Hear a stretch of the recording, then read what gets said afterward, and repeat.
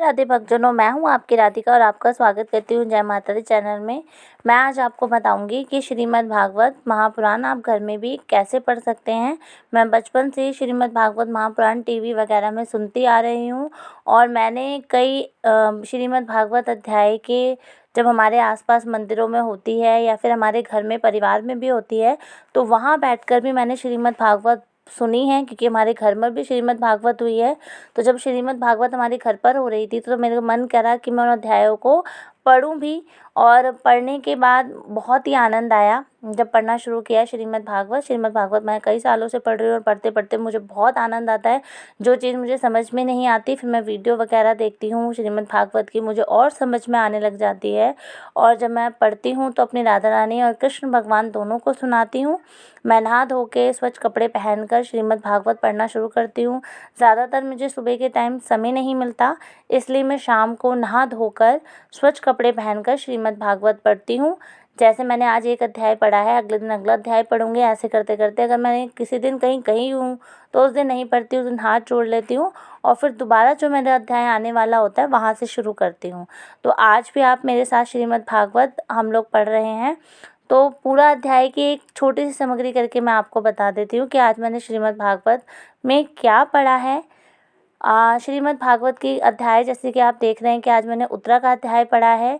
श्री कृष्ण, पांचों पांडवों और कुंती सभी खड़े हुए थे, तभी वहाँ पर दौड़ दौड़ी उत्तरा आती है और उत्तरा ने श्री कृष्ण से कहा कि श्री कृष्ण मेरी रक्षा कीजिए। अक्षधामा ने ब्रह्मास्त्र का प्रहार कर कर मेरे गर्भ पर किया है। मेरे पति अभिमन्यु की मृत्यु हो चुकी है और मेरे गर्भ में उनकी संतान है, और ब्रह्मास्त्र एक बार चलाया जाए तो उसे रोका नहीं जा सकता। मेरे इस अंश के प्राणों के लिए रक्षा कीजिए और मुझे पांडव वंश बचाना है, मेरी रक्षा कीजिए। कुंती और पांचों पांडव हाथ जोड़कर श्री कृष्ण के सामने खड़े हो गए और बोले, आप हमारी रक्षा कीजिए। श्री कृष्ण ने आंखें बंद की और सूक्ष्म रूप से उत्तरा के गर्भ में प्रवेश किया। अपनी माया के कवच से उत्तरा के गर्भ में पल रहते ही शिशु को ढक दिया। जैसे ही ब्रह्मास्त्र आया श्री कृष्ण ने उसे शांत कर दिया। इसके बाद पांडवों ने हाथ जोड़कर श्री कृष्ण से कहा, श्री कृष्ण आप को हम मान गए। आप अपने भक्तों की रक्षा के लिए क्या क्या नहीं करते हैं। आपने गर्भ में जाके शिशु की रक्षा करी। श्री कृष्ण ने कहा, जो भक्त मेरे पे भरोसा करता है उसका भरोसा रखने के लिए मुझे यह सारी चीज़ें करनी ही पड़ती हैं।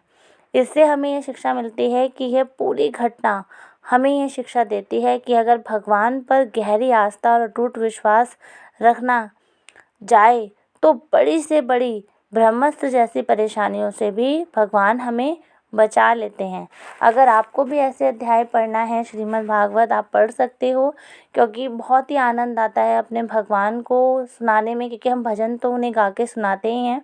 जब इस तरह की लीलाओं का वर्णन करके हम उन्हें सुनाते हैं, क्योंकि भगवान श्री कृष्ण की जो गोपियाँ भी थी ना, जब भगवान श्री कृष्ण उनसे रूठ गए थे और थोड़ी देर के लिए चले गए थे तो भगवान की बचपन की लीलाएं याद कर करके उन्हें मना रही थी। तो हम कैसे भी अपने प्रभु को मना सकते हैं, अगर हम अपने मुख से भी वो चीज़ें पढ़ें तो और भी आनंद आता है। राधे राधे भक्तजनों, जय माता दी चैनल को लाइक करें, सब्सक्राइब करें, शेयर करें।